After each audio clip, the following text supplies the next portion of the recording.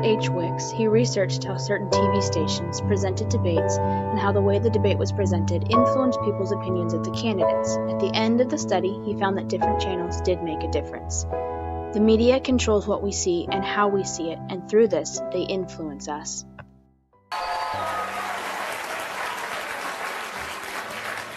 Good evening, America. I am going to be so good tonight. I am going to be so calm and so presidential.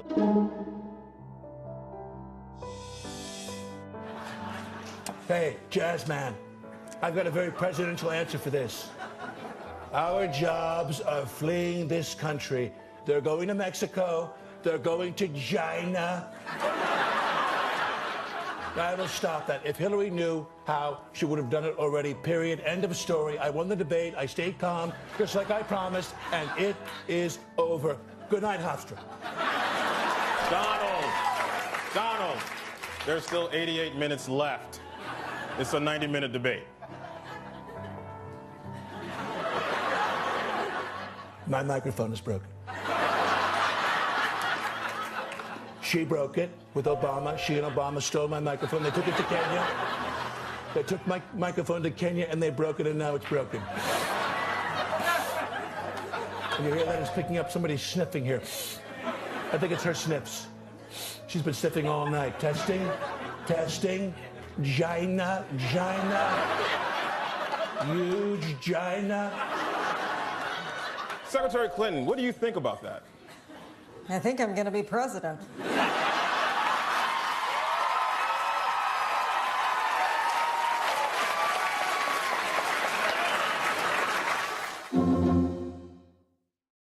All right, if you could just tell us who you are. I'm Becky Cooper.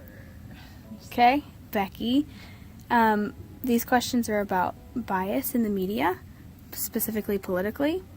Have you personally, in your experience with the media, have you seen bias, whether that's through social media or online or through TV? Yes. You have, okay. So, how? Most of the things that I've seen that are biased are like, if you go on certain news channels, some of them are more liberal and the other ones are more conservative, and they'll attack like really strange things about other candidates that aren't really relevant to like politics. Okay, so what's your opinion about bias in the media? Is it something that is okay, at least part of the time, or something that we should really try to stay away from? I think that it's kind of impossible not to have any bias, but I do think that it's something that should be better monitored. But I also think that it's more on you and less on the media, because I think a lot of people, they only listen to liberal news or conservative news, and then that's what they believe, but it should be your job to like look for both sides and be more informed. So be critical about what you're, like critical thinking about what you're watching. Okay. So in the media that you use personally for finding out political news, do you think it's more biased towards your viewpoint, or do you find that it's biased against your viewpoint? Usually I stop reading things that I don't agree with. Okay. So, yeah. Okay.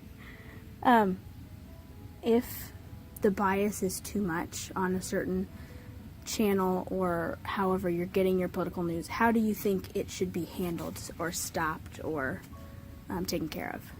I know there are a lot of those like fact-checking websites that I know, especially I watched a couple of the debates this year, which I haven't done in the past, and there were like live fact checkers that were like saying, oh, like Donald Trump said this and it was true, or Donald Trump said this and it was false. And so I think that like being more factual and just trying to present a more like unbiased, a more unbiased viewpoint and more objective, like this is what actually happened as opposed to this is what I think about what happened. So okay. Yeah. So do you think the media makes a difference in how people vote? Yes. Yes? Definitely. Do you think it's a difference in towards their opinion or pushing people away from their opinion? Towards their own opinion. Towards their own opinion. Okay, perfect. Thank you.